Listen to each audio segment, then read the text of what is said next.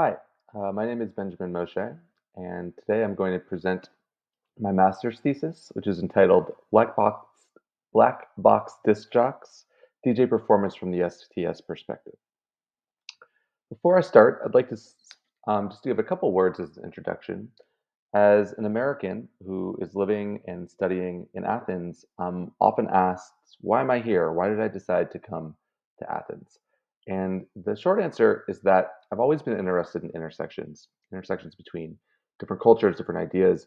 And I think Athens is just a perfect example of a place, a metropolis, a city, a culture that exists at a number of different intersections. So obviously, Athens is at the intersection of ancient and very modern, at east and west, kind of at the edge of Europe. But also, I think there's a lot of really interesting work being done in Athens at various intersections. And one great example of that is a group that I was invited to join, this group that I'm presenting for today, ΤΕΧΝΟ-ΛΟΓΙΑ, which is doing research at the intersection of the arts and technology. And I find the work that we're doing at ΤΕΧΝΟ-ΛΟΓΙA really on the cutting edge and quite hard to find in various academic and intellectual communities I've been elsewhere. So I'm really excited to have the opportunity to pursue this longstanding interest of my own in the intersections here in Athens with ΤΕΧΝΟ-ΛΟΓΙA. But getting back to what I'm here to present today, which is my STS master's thesis. My thesis actually started at the nightclub, which perhaps is an unusual place for an academic thesis to begin. And more specifically, it started because I kept on having this experience. I had this experience in different nightclubs all over the world on different continents, but I had noticed a consistent pattern. Something like this. So let's take a look at what's going on here in this video. We have two DJs who are standing playing music in a nightclub, and they're standing in front of a very expensive looking, and it is in fact expensive, set of black boxes. And what these black boxes are essentially digital turntables. These cost this setup here, it's two turntables and a mixer in between that allows the DJ to play two different songs and then use the mixer to actually mix between them. So he or she can transition between the songs without the music ever coming to a stop. This is about a 4,000 US dollar technological setup. But that's not what's really interesting about the situation. What's interesting is that the DJ is not actually playing on this set of digital turntables. Rather, if you look carefully, he's waving his hands over the setup. He's pretending to twist knobs and pretending to move buttons. And this is a single video, but I kept on having this experience at, again, different places all over the world. And it really just inspired me to ask the question, why? Why would a DJ that's standing in front of a big crowd that has this very complicated, custom built technology setup that allows him or her, again, to mix music seamlessly, why would they stand there and pretend to use the technology? That seems like a very odd behavior. So that was the impetus for my master's thesis, and that was the question that I wanted to set out to answer in my research.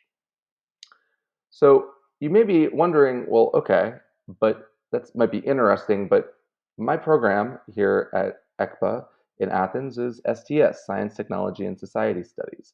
What's the connection between DJing and these guys who are twisting or not twisting knobs and STS? And here's the answer from my point of view. STS is an interdisciplinary field, and it engages a wide variety of subject matter, but with a single unifying assumption. Science and technology are fundamentally social activities.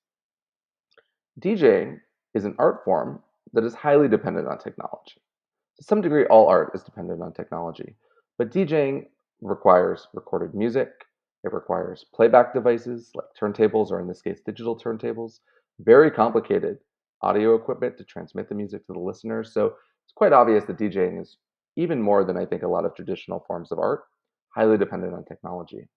And so if DJing as an art form is highly dependent on technology, and what we're seeing is a behavior from someone in a social context, in a nightclub, as a performer on a stage, I began to wonder if STS could help me explain this behavior. So in my thesis, I decided to pursue two lines of inquiry to try to get to the bottom of this. The first is authorship. Authorship is a question of who gets to be called an author, who essentially is given authority or responsibility over a piece of work. And this is relevant in the world of DJing because DJs play other people's music at the end of the day. So it's not immediately obvious that they would be considered authors, and yet today, typically they are. And the behavior, again, of this pretending to turn knobs seemed intuitively to me to feel like the DJ was trying to convince me of something about their authorship. So that was the first line of inquiry, to try to get to the bottom of that. The second piece is the evolution of DJ technology. And this is a kind of core line of analysis in STS. How does technology evolve and emerge? And here I think the angle for this question and for DJing in general is quite obvious. Again, DJing is inextricable from very complex, purpose-built technological setups.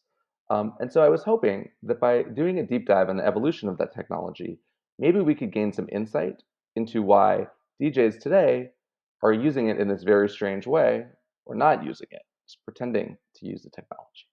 So those were the two lines of inquiry I wanted to pursue in my thesis. But first, for the purpose of this presentation, I'd like to give a really brief intro to STS theory for those who maybe aren't super familiar with the field. So again, remember, STS is really dedicated to the idea that science and technology are embedded in a social world. STS, Science, Technology, and Society Studies. So let's start with the traditional account, what I think the original account that STS is replying to as a field. The traditional account of the history of science and technology goes something like this.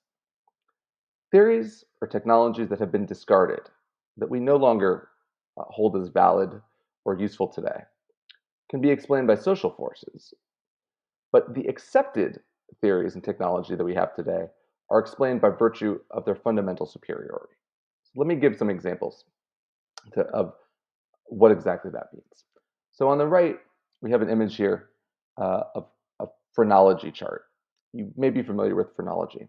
Phrenology was a field of science in the late 1800s, early 1900s, that claimed that different races had different skeletal structures and that dictated different levels of intelligence.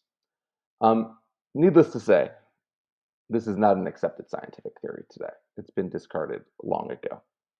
And so the traditional account of science, again, this is the kind of naive view that STS is replying to, would say, well, we discarded phrenology because this phrenology emerged out of various social forces. For example, colonialism, racism, and that created the incentive for scientists to develop this field of study, this theory that was once accepted, that we now know better. That was just kind of a social mistake. But when we look at accepted theories, theories that we hold today, like let's say the conservation of energy, that we accept as a correct theory. Unlike phrenology, which was dismissed as a mistake for social forces, the accepted theories we say are true because they're really true. It's just conservation of mass just is fundamentally correct. So there's an asymmetry.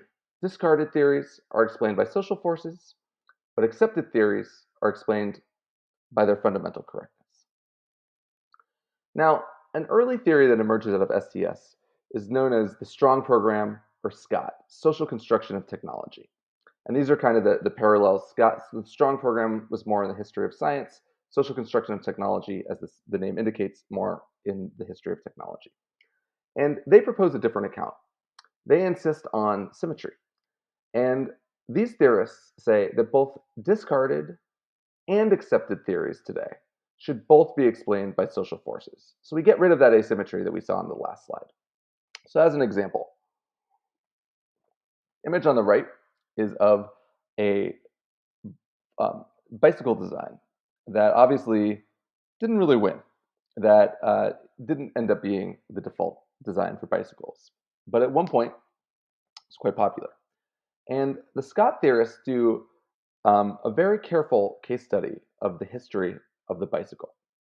Because the naive view that we looked at in the last slide would probably say something like this. The reason that bicycles look like that then, but don't look like that today, is that the current design that we're all more familiar with two similar sized wheels, that just turned out to be the best design. People tried all kinds of different things, they experimented, and what emerged was that the current design was superior, and therefore it gained success in the marketplace, and that's the technology that we have today. But Scott theorists, again, use this very detailed case study and history to demonstrate that actually that's not the case at all. There's no such thing as fundamental superiority from a design standpoint. Instead, there are social forces weighing on every step of the development. So some forms of bicycle designs have certain advantages in a social world. Other types of bicycle designs have other advantages. It's not a matter of some kind of fundamental superiority, but rather the social forces that are acting and which forces are in power that dictate which design will ultimately win. So again, applying the symmetry here to both science and technology, and science theories and facts, and technology artifacts like the bicycle, that whereas the traditional account is asymmetrical. So now let's move briefly into theories of authorship. And before we continue, I should say that Scott and social construct and the Strong program are one early and very prominent theory in STS, in the STS world, but by no means the only theory. And we're going to later look at some other theories and actually use them in our work. But for now, let's just stop there for the very brief intro to STS, and let's start to pivot to our second line of inquiry, theories of authorship. So the Romantic view of authorship, which was in the 18th and 19th, developed in the 18th and 19th century, imagines the author as an individual creative genius.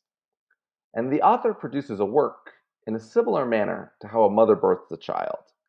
The work is completely inextricable from the author, and it emerges directly from the input, and in this case, again, the creative genius of the author. So there's kind of this straight line, the author and his or her genius leading to the work. Here's an example I'd like to use of kind of the traditional view of authorship. So this is a record cover. This is an album by the band called The Doors. The name of the album is The Doors. The photo on the album is of The Doors. So in case you had any questions about who is responsible for the work that you get when you open this record cover, the traditional view of authorship is represented very strongly here. The Doors made this, and in particular Jim Morrison, but definitely the Doors, right? The Doors had these creative genius ideas.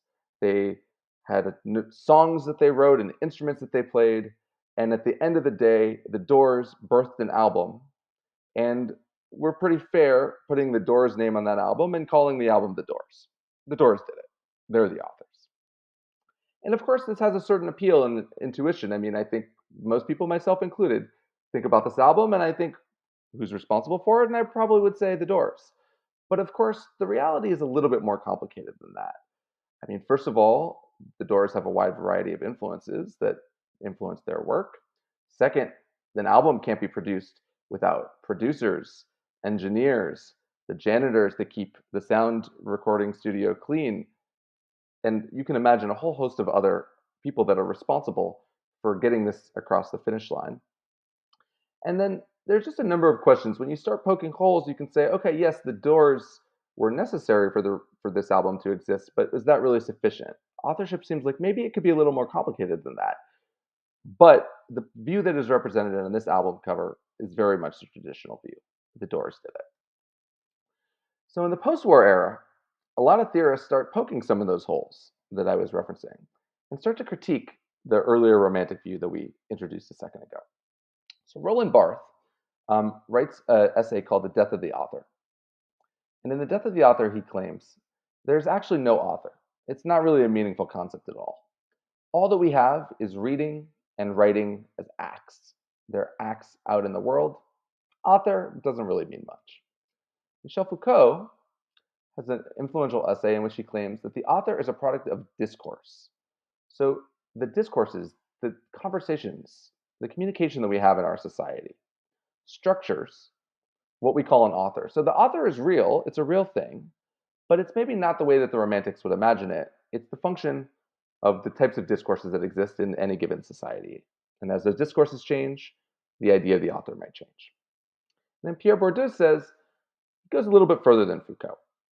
And he says, it's not just that the author is a product of discourse, although probably that's true, but the concept of the author is a result of profit-seeking behavior in the field of cultural production. So we have agents out here in the field of cultural production, and to the degree that they see an opportunity to make profit, they will manufacture an author. And that's how the authors that we know, be it the Doors, be it the author of a book, are produced, as the function of profit-seeking behavior in the field of cultural production. Now, how might we think about authorship for DJs? Because as we mentioned earlier, there are some questions here. They certainly play other people's music. And yet today, DJs are frequently seen as authors. So why? How can we explain that? The Romantic account might say something like this. DJs became authors when the creativity of their performances reached the level of individual genius expected of musicians. So maybe here we have a DJ who's doing some scratchy maneuvers on some turntables. It looks very skillful. He's got a lot of action going with his left hand, and at the same time, he's doing something crazy with his right hand. And it almost looks like he's playing the turntable as an instrument in the way you might expect a musician to play a guitar or a piano. And as again, the Romantic account might say, this is a person who's playing an instrument the same way a concert pianist might. He's operating with an immense amount of skill, a very complex musical instrument. That person looks like an author to me. Of course, there are other ways of looking at authorship for DJs. So there's only one major published paper today in the academic literature that really deeply explores the creation of authorship for DJs. It's an excellent paper. It's by a scholar named Bill Herman. And Bill Herman explores the history of DJing, but he ultimately takes the Bourdieu path. And he explains that DJs became authors in his account because record labels, these are again actors in the field of cultural production, decided to market the DJs because they had tried to sell disco records and to market the creators of the disco records, but were really struggling. It wasn't working in the marketplace. And so the record labels pivoted. They turned the DJs into authors, and the rest is history. For a little context here, remember the album cover we looked at a moment ago with the Doors. Now look at this album. This is a very famous disco record. It's Dinosaur L's 24 to 24 Music. Huge disco hit. Unlike the Doors album, there's no photo of the author, creator. It's hard to even say, right? The name of the group is not even on the record. The overall picture here is very different, and disco music follows a similar pattern. Unlike if you listen to a Doors song, you're hearing Jim Morrison. It's pretty obvious from the beginning. It's very apparent that Jim Morrison is the star of the show. You can tell immediately. When you listen to a disco record, of course there are often vocalists, but it's not always the highlight of the song. Often the instrumental sections, and particularly the rhythm section, the drum and the bass, are highlighted more in a disco record than they would be in a rock record.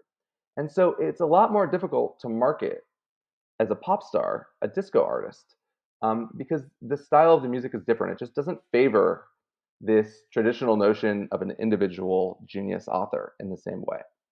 And so the Bourdieu account, or the Bourdieuian account that is represented by Herman in his paper, is again that because the record labels had invested all this money and resources in the 70s trying to market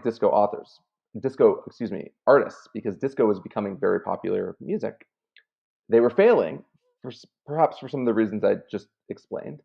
And so they turned to DJs as another avenue, and they imbued them with authorship. They turned them into authors, and they found that to be more successful, and that's why DJs are authors today. So I'd like to point out here that there's already an intersection that we're seeing.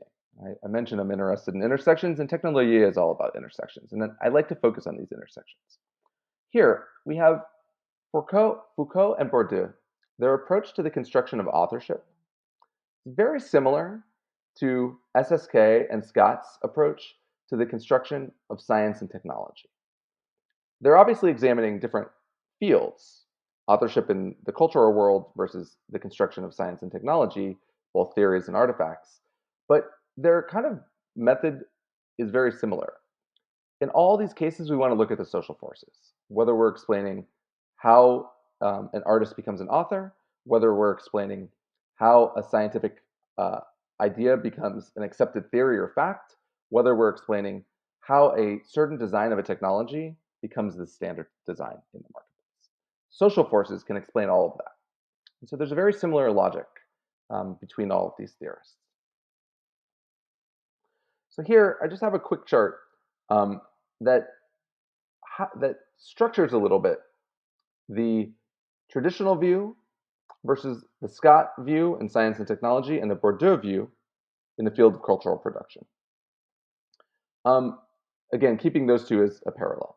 So in science, the traditional view is that nature is the subject. Nature is this thing out there, and theory is the object. Theory comes out of nature. Correct theories, at least, right? Maybe we explain incorrect theories that have been discarded, like phrenology. Oops, social mistake. But the conservation of energy is just a function of nature. That's a real thing that exists out in nature, and that's where the theory comes from. Now, what about the social construction of technology or the strong program in the sociology of knowledge? How do they look at science as subject and object? They say the subject that creates the scientific theory is not nature. It's not just something out there. It's a social factor or social factors, even when the theory is considered correct today. That's symmetry. No matter what, the social factors are creating the theory. In technology, we have the same idea. The traditional view is that the bicycle we have today is the bicycle because it's the superior design. So we have these designs competing as subjects, and once we have the correct design, they lead to the object of artifact. Social construction of technology says, no, no, no, no, no. The artifact is the object, not of nature, not of superior design, but of social factors. And then in authorship, we have the traditional view that you have this subject of the individual genius, which again, remember, is almost like a mother. And then the mother births the author as the object. The author is just the result of that individual genius producing work, and authorship is created in the process. And Bourdieu says, it's not the result of individual genius. The object of the author is created by the subject of social factors, again. So in all cases, we have this symmetry that whether it's accepted or unaccepted, whether authorship is meaningful or not meaningful, it exists, science, technology, authorship, in the Scott or Bourdieu view because of the impact of social factors. Now here, I mentioned earlier, Scott and the SSK were by no means the only theories in the world of STS. And one more recent theory that has gained a ton of prominence and perhaps is actually STS's most well-known accomplishment as a discipline is actor network theory. This is a theory that's often associated with the French philosopher Bruno Latour, and it emerged out of the STS movement in the late 1980s. Actor network theory, which is often abbreviated ANT, responds directly to SSK and the social construction of technology schools. And it argues that when you take their approach and you try to explain science or technology with social forces, as we just saw they've been doing, you actually end up with similar problems as when you try to explain it with nature. And why is that? Because now you have, as we saw here, you took, in the traditional view, nature was the subject, and the object is a scientific theory. Nature creates the theory. And now, social factors create the theory. Social factors are the subject, the theory remains the object. But Latour would say, how do you explain social forces then? We've just kicked the can down the road. Before, we tried to explain a scientific theory with nature. Now we're saying it's the result of social forces. But for Latour, social forces is just another version of saying nature. We still haven't really described what's happening.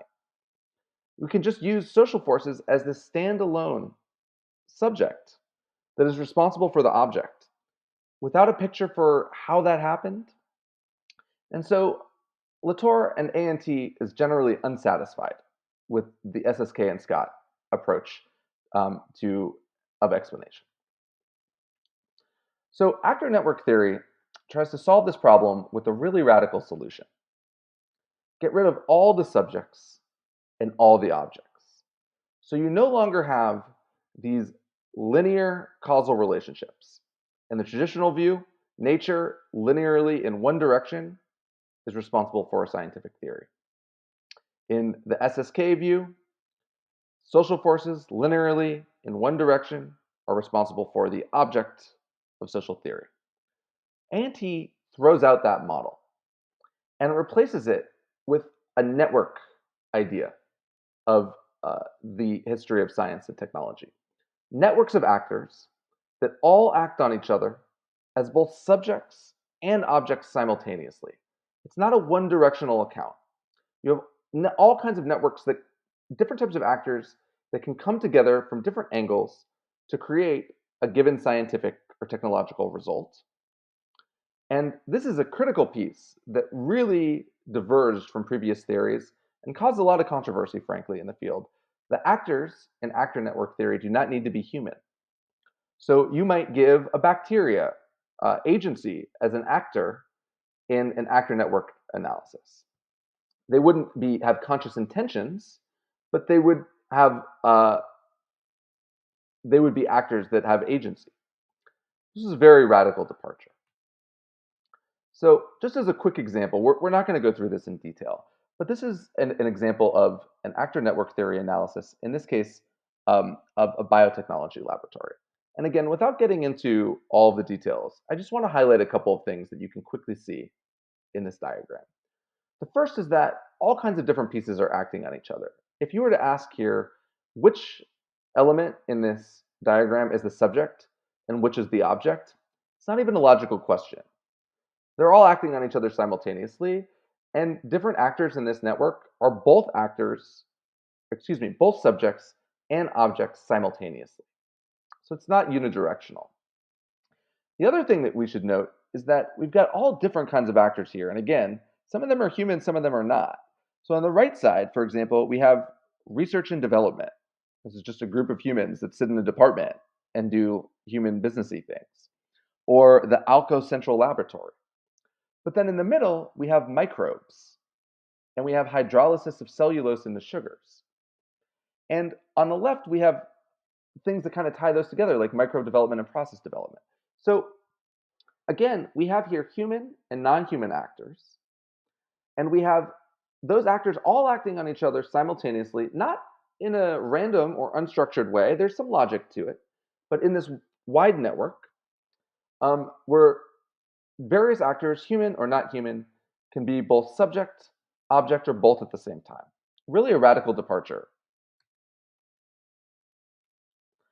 So actor network theory, in order to make this work, it both allows for and requires a much more granular level of analysis. If you're not going to just explain a theory or an artifact with the kind of big picture idea of social forces, you've got to really dig deep into the history to try to figure out what are these networks that produce the results that we see today? How do they come together? How do they stay together? And so this kind of analysis can often help us more reliably understand how certain theories, facts, or artifacts came to be. And I leveraged actor network theory quite a bit in my thesis. So let's review some of that now. And let's try to do this type of more granular analysis of the history of DJ technology alongside the history of DJ authorship. And maybe we can kind of start to put together an A&T approach to try to explain how DJs acquired authorship. And maybe we can even start to answer some of the questions we posed in the beginning of why a DJ might be pretending to play with their technology setup today. So the first known DJ dance party occurred in England in 1943. 6 couples arrived to dance. So it was successful as for the first dance party, but not the kind of mega nightclub affairs we might know today. The music was powered by a gramophone, not this gramophone in the image, but a gramophone like that, connected to a radio speaker. So a quite rudimentary technological setup. And the gramophone, which was seated on top of a piano at this dance party, eventually overheated. The whole system melted down, and that was the end of the show. So an auspicious beginning for the world of DJ dance parties. In the 1950s, you started to see this phenomenon that was popular in American high schools. It was called a sock hop. A sock hop was it's very similar to a traditional American high school dance. You would have all the teenagers there, the boys and the girls, and there would be a band playing, and the boys and girls would dance together. Sock hop was really the same idea, but replace the band with a DJ. And the DJ would, you can see here, this is a good example of a sock hop. It's in a high school gym. DJ is playing mostly hit songs that teenagers would be familiar with, that they would hear on the radio. And he or she would be playing those on a single turntable. So what that means is that when one song ends, obviously it takes some time. You've got to find a new record. You've got to take the old one off. You got to flip it. You got to put the needle back down. And in between those gaps, when they were switching records, the DJ would just speak over the records on a mic. The next song that's coming up is blah, blah, blah, blah, blah. Sock hops are this really become a very prominent feature of the American high school experience in the 1950s, and are very kind of grow in popularity in that time. Now, in the 1950s sock hop scene, remember, DJs are playing on one turntable. But there was, at one point, this major technical innovation, which is a dual turntable system. So there's this, in New Jersey, in the United States, there is a sock hop DJ whose name is Bob Casey. And Bob Casey's father was an engineer. And he wanted to do a religious ceremony for his family. And he wanted to play the religious song Ave Maria for longer than the duration of the record. So maybe Ave Maria plays for 20 minutes, but he wanted it to be playing for an hour without stopping in between to make for a better religious ceremony. So since he was an engineer, Bob Casey's dad designed this dual turntable system, and this is actually the system, the image here that he designed. This is the real thing. And this system allowed you could take 2 copies of Ave Maria, you could play one for 20 minutes, and then as it was coming to an end, you crossfade, which just means you turn the volume up on a second record. And so there's no gap in between. It just sounds like it's just Ave Maria has started again. You need 2 records to do this, but you can play constantly. And Bob Casey got the idea, well, hey, that's pretty clever. What if I use this in my sock hops? So he borrowed it from his father. And he would go and basically do the same technique at these dance parties for American high school students. He never mixed tracks together. So it's not that he would be playing 2 songs at the same time or even really transition from one to the other. He just would crossfade. So that what that means is he's just turning down the volume on the song that's finishing. At the same time, he's turning up the volume on the new song that's starting. And so the effect is that you've all heard this, even Spotify, all technology now, Apple Music will automatically crossfade between songs. So most people are familiar with this idea. It just is a bit of smoother of a transition. The music never fully stops. And this worked really well. By his account, people loved it. They were impressed. But at the same time, it didn't catch on.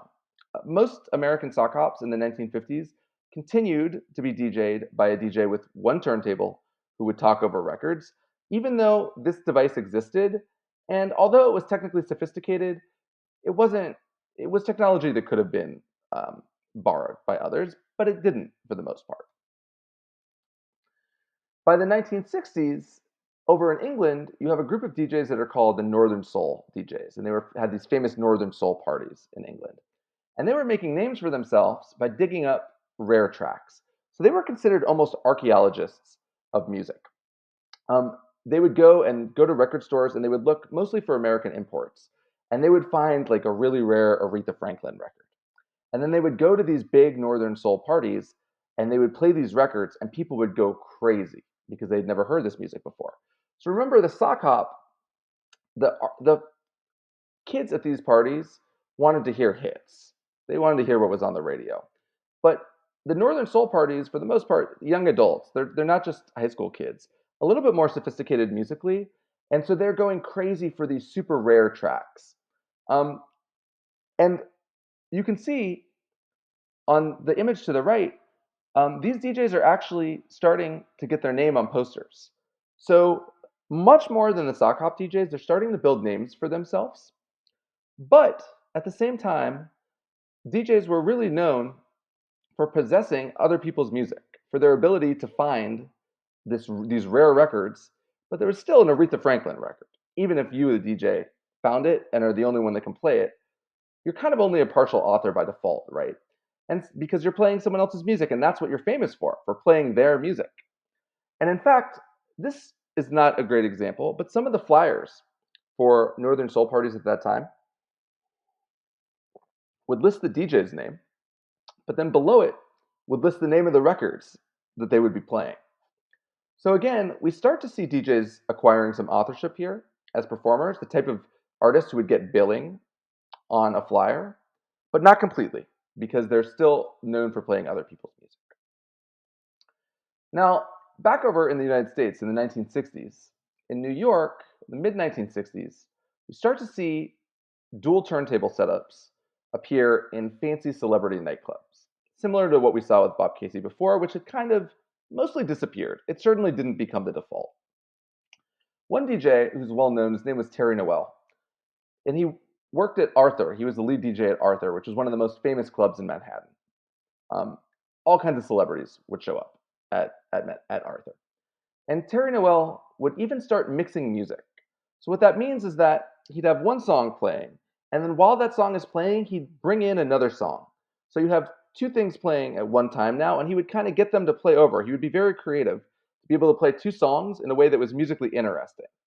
And instead of just being, ugh, it sounds like two are playing at the same time, that doesn't sound good, it would be like, whoa, that's cool. Now I'm hearing kind of a new experience because he was skillful at mixing effectively. So Terry Noel is starting to look a little bit more like the DJs we know today. He's mixing music for maybe the first time, but he's still playing from a small table on the dance floor. He's not up on a big stage.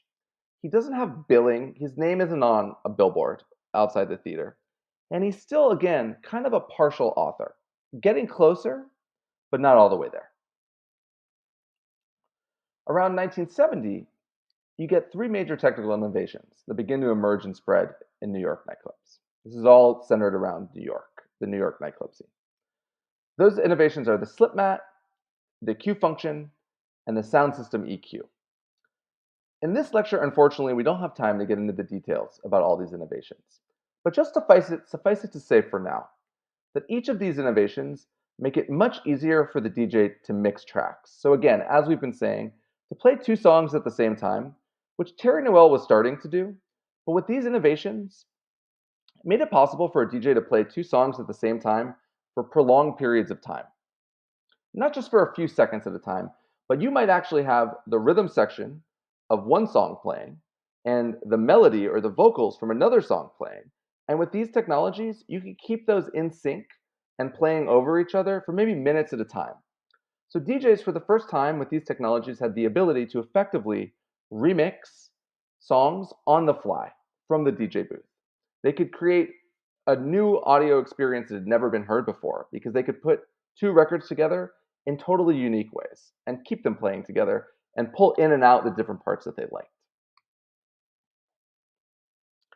At exactly the same time that these technological innovations emerge, the first well-known DJs start to appear in clubs around New York.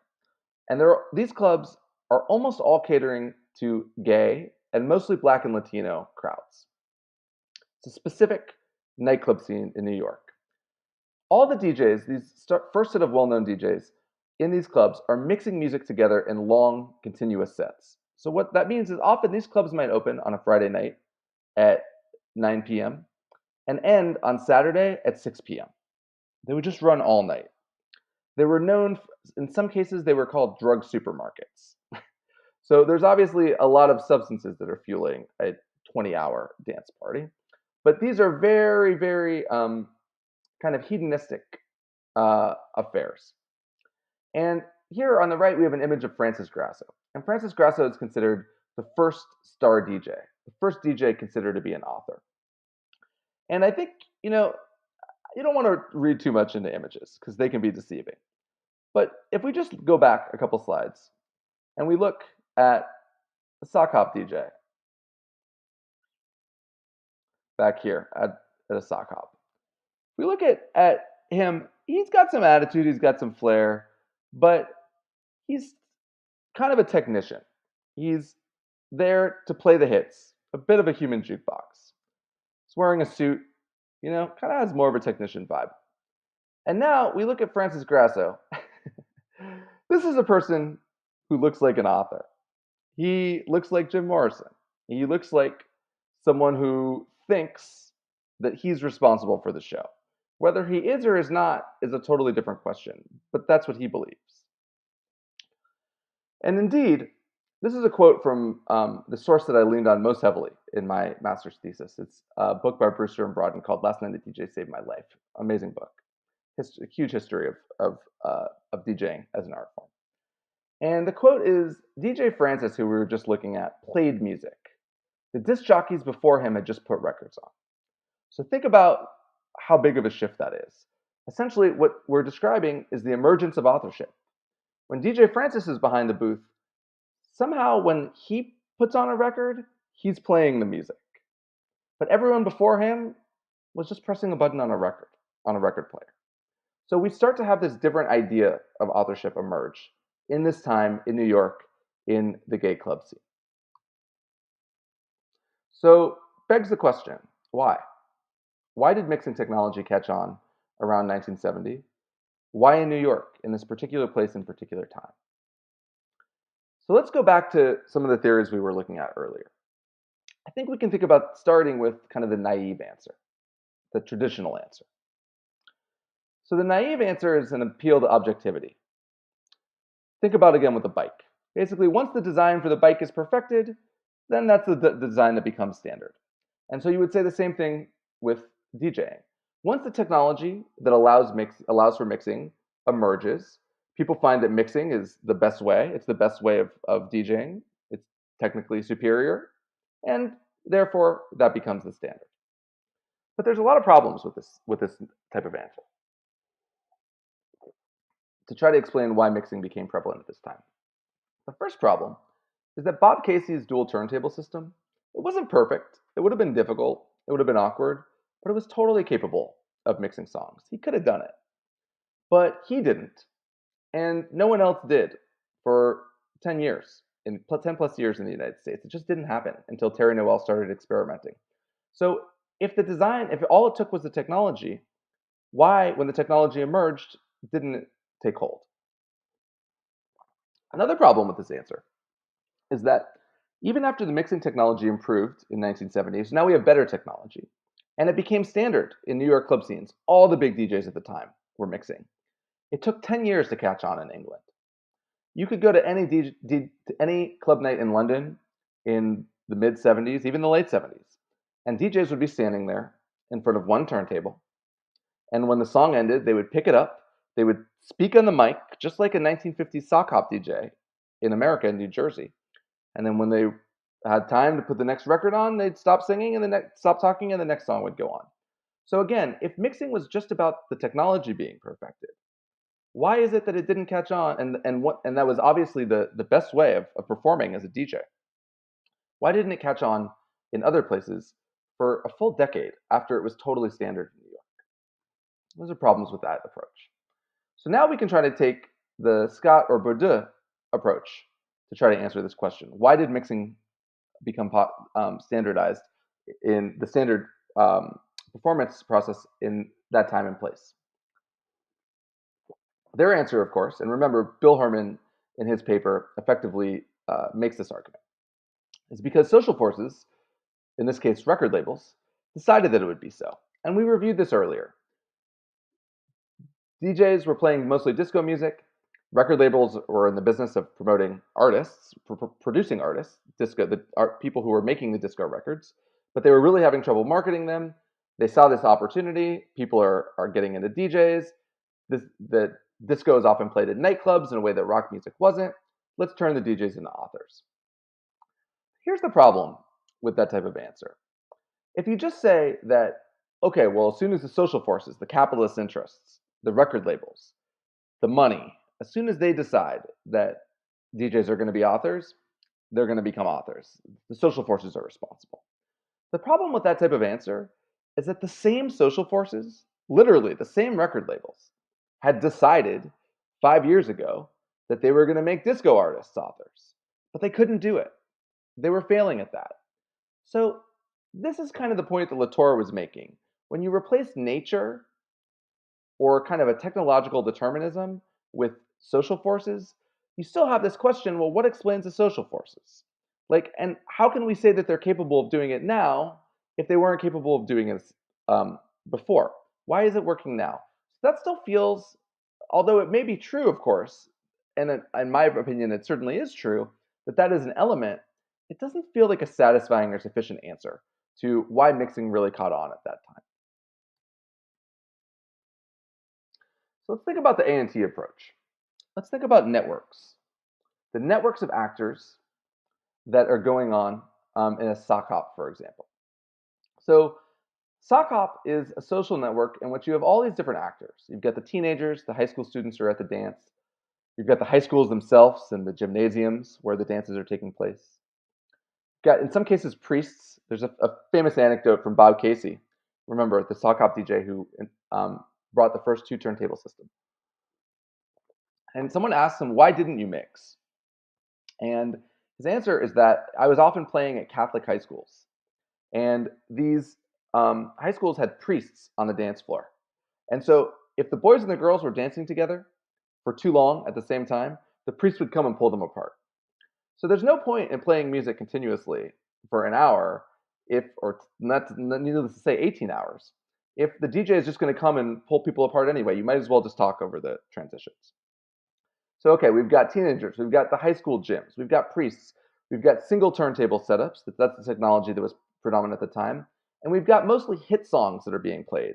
And hit songs, because again, they're coming from the radio. This is mostly rock and roll. They're recorded at varying tempos because they're not really intended for a dance floor. They're intended for the radio, but that's what people want to hear at high school dances. And they're all at various tempos. It's very hard to mix 2 songs. If one song is at 90 beats per minute and another is at 130, they sound bad when you play them together. So all of these different factors are acting on each other. The priests are acting on the teenagers. The hit songs are acting on the teenagers. The teenagers are acting on the DJs because the DJs need to produce a party for them. But the priests are also acting on all of them by pulling people apart when they get too close. And all of these forces acting on each other come together to promote a dance floor that is really going to be focused on individual songs, as opposed to long sets of uninterrupted music.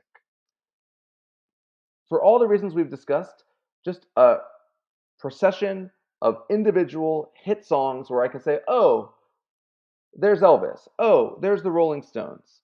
That's the type of network that emerges based on all of these actors in a sock hop. On the other hand, let's look at a gay club. A gay club is a very different kind of social network. Here you have various actors, dancers, who of course are not high school students in the 1950s, very conservative environment, but mostly gay men, and to some degree recently sexually liberated. Needless to say, not completely, but this is post Stonewall. So this is the first moment that there is a little bit more open gay sexuality, really, in American nightlife culture. You've got a ton of drugs, as we mentioned. And we're not talking about just like beer here. LSD, methamphetamine, these drugs were everywhere in this scene, and everyone knew about it.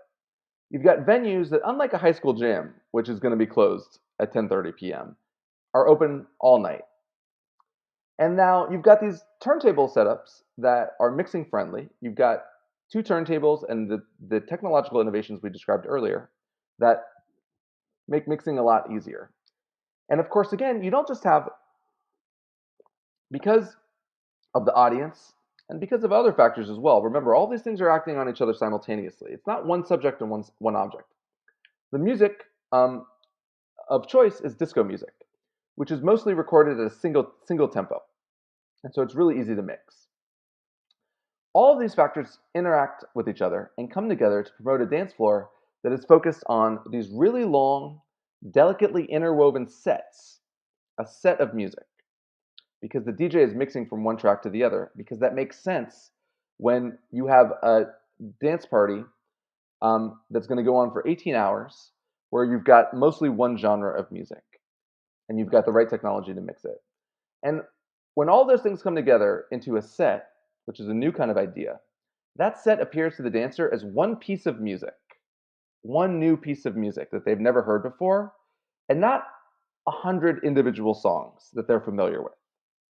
This is really a different type of a different type of um, outcome based on all of these network factors that we described. So the detailed analysis we conducted earlier, combined with the useful theory of A&T, helps us see that mixing didn't evolve purely out of technological determinism. It wasn't just because mixing was objectively better once the technology was available, nor was it purely out of social forces, capitalist interests. It wasn't just that record labels decided one day, okay, now we're going to make DJs into authors because that sounds good for us. To the contrary, it was the result of these complex networks of both humans and non-human actors.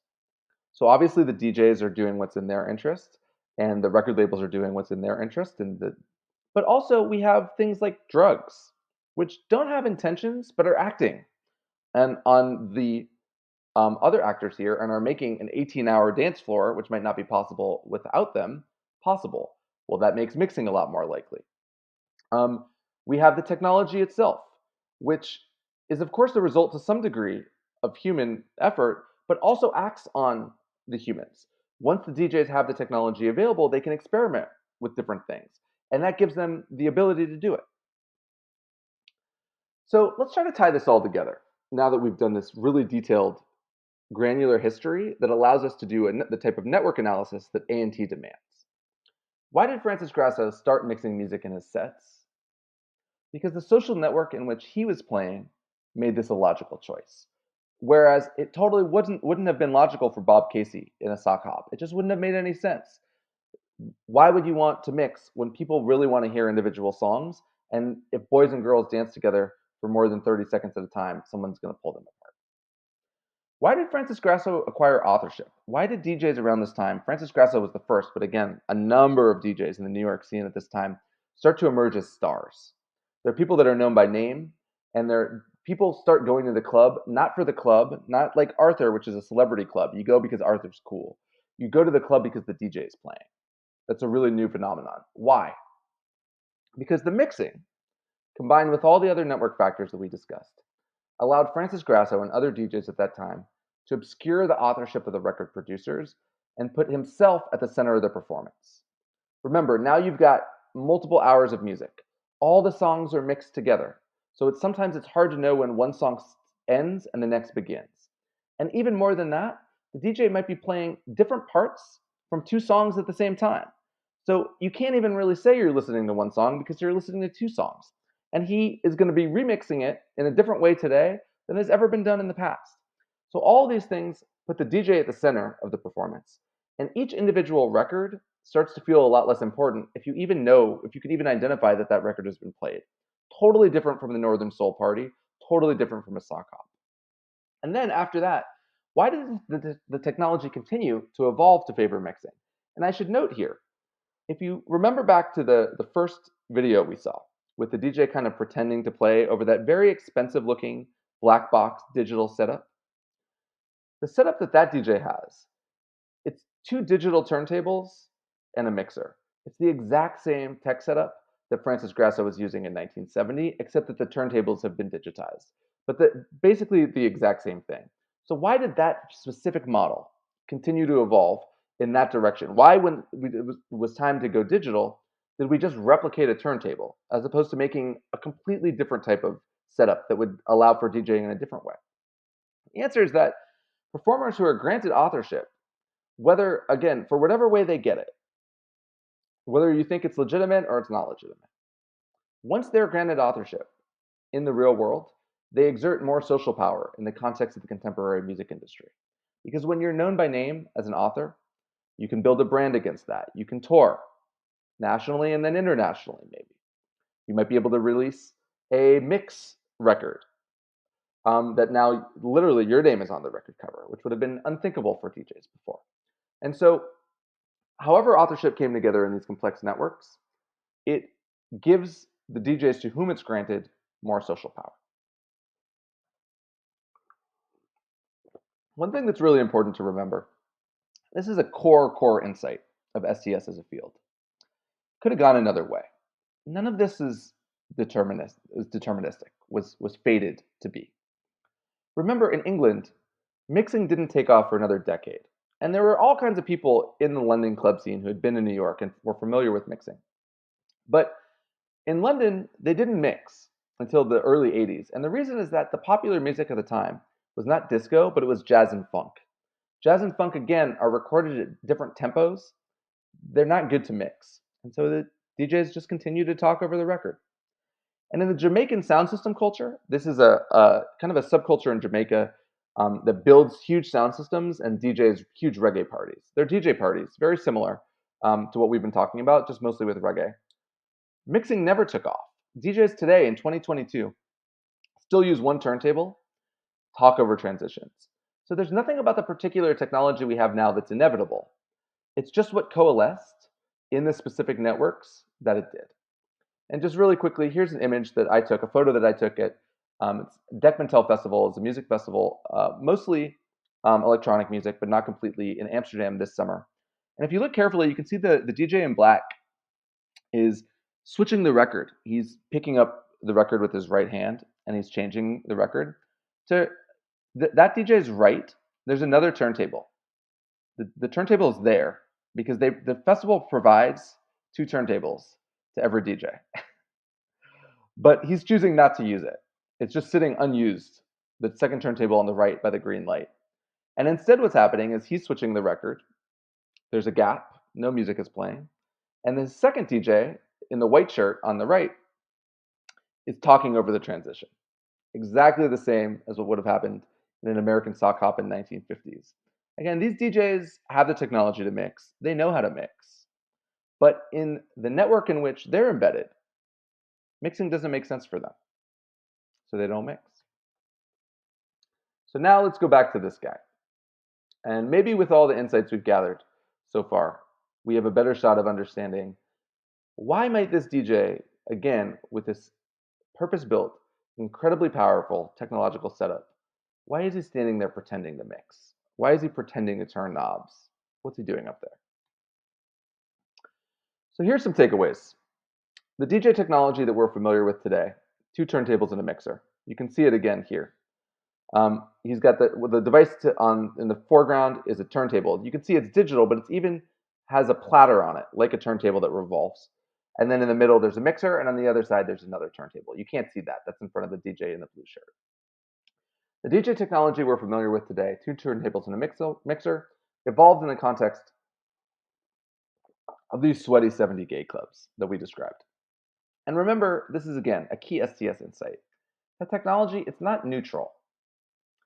It was instrumental in winning DJs authorship.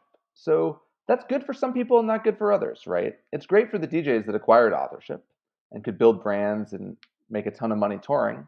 Maybe it wasn't so good for the record producers whose music was being played, but people didn't even know that they had invested all that time in making that music because by the time the song, the DJ is just transitioning and doesn't name it, and you can't even tell that that's the song that was playing.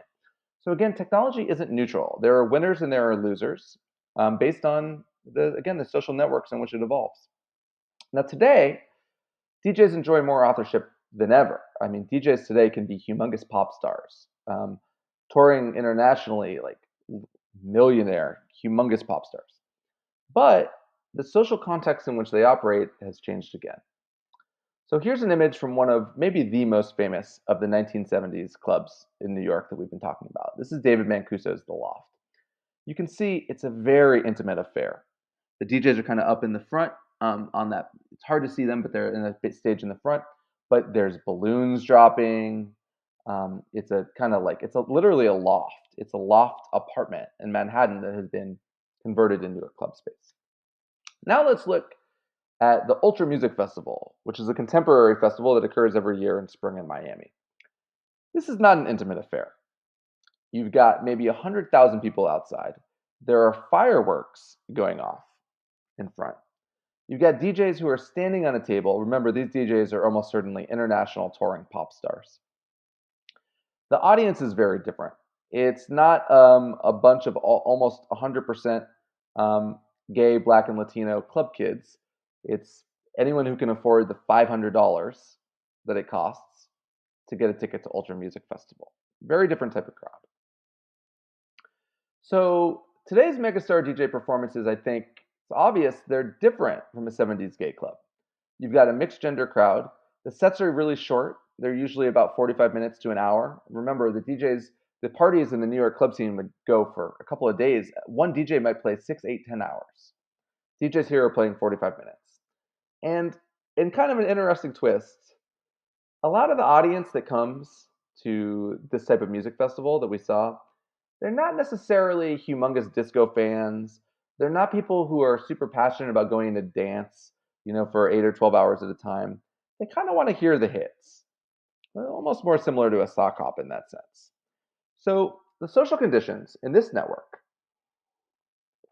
a type of network that holds at Ultra Music Festival, are such that DJs don't really need to mix. That's not really that important to the performance in the way that it would be at a 70s gay club. But they have to be seen as mixing because it's mixing that gives them the authorship. And we saw how that happened earlier. The idea of mixing it was what drove DJs to prominence as authors. And that association stuck even when the conditions in the network changed. So let's go back quickly to the intersections we've been looking at here. Again, I'm really interested in intersections, and I think that ΤΕΧΝΟ-ΛΟΓΙA is focused on the intersection of art and technology. STS in many ways is also really all about intersections. History, philosophy of science, technology. In our modern lives, there's really very little art that doesn't involve technology.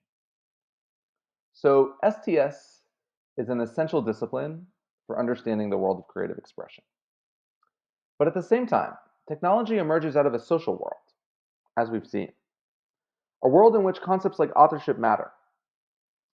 If you believe that technology and science come from a world, whether you take the Scott view and you just say it's social forces, whether you take the A&T view and you do a much more granular analysis, what both of those theories have in common, and this is again really the bedrock of STS, is that science and technology emerge out of the social world. And in the social world, authorship matters. Whether a person gets credit as an author when they go and perform a set, when they put out an album, etc., that matters. That changes the social world that we live in. And so STS does best when it's informed by the arts so that it can better understand the social world in which science and technology emerge. So in short, I think at the risk of being too much of a shameless plug, I think that's why the work that we're doing in ΤΕΧΝΟ-ΛΟΓΙA is so important. Bringing the worlds of art, science, and technology together. It was really a pleasure for me personally to get to focus my thesis on this type of intersection and then to be invited to join the working group at ΤΕΧΝΟ-ΛΟΓΙA and to continue, hopefully, past my master's thesis to work on this type of work. And again, I think it's exciting for me personally to get to do this in Athens, which I think is historically at an intersection, different cultures and different ideas, and today continues to be at an intersection. And often those intersections, when you have different worlds that come together in a way that they hadn't been in the past, that's where you get the most interesting work. So thank you so much for taking the time to speak and for allowing me to share my research with you. I appreciate it.